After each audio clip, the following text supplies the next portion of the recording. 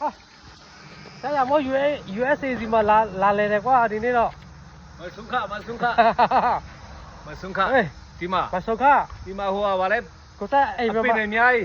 အပင်နဲ့အများကြီးဒီမှာနေကြပါနေကြပါကြောင်းမယ်ဒါရမော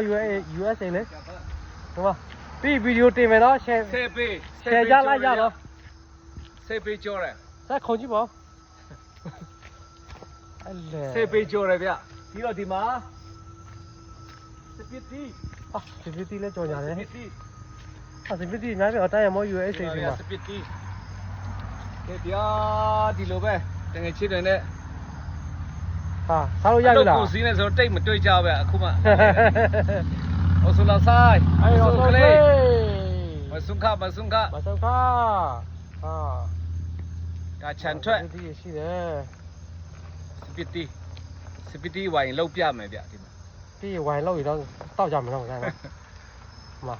ဟိုအနောက်မှာသူ့ရဲ့ channel မှာခိုင်ခုံတွေရောသူ့ရဲ့အိမ်မှာတချို့သူ့ရဲ့ဟို follower တွေကအိမ်လှုပ်ရနိုင်ပြီတဲ့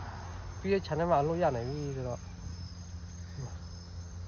USA နိုင်ငံမှာအိမ်ဝယ်မယ်ဆိုရင်အိမ်တန်ဖိုးကြီးတာတေးတာအတာထားအတိကအိမ်နောက်ဖေးချံဘက်ရက်ပါအောင်ဝယ်ပါလို့ချစ်ချင်းများစွာနဲ့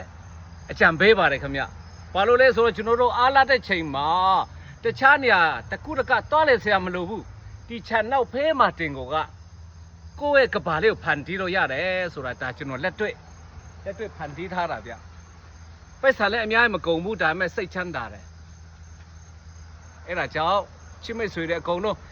USA နိုင်ငံရေလို့မဟုတ်ဘယ်နိုင်ငံဖြစ်ဗျာအိမ်ဝယ်မယ်ဆိုရင်အိမ်နောက်ဖေးချံကိုအတိကတံမိုးထားပါချစ်ချင်းများစွာနဲ့မျှဝေပါတယ်ကြုံတော့တရားကျွန်တော်ချစ်ညီလေးစောမှုမဆုခအမတကွယ်ဒီမှာချမ်းနေနော်ဒီမှာကဘာကျော်တရမော USA နော်ကဲဘိုင်ဘိုင်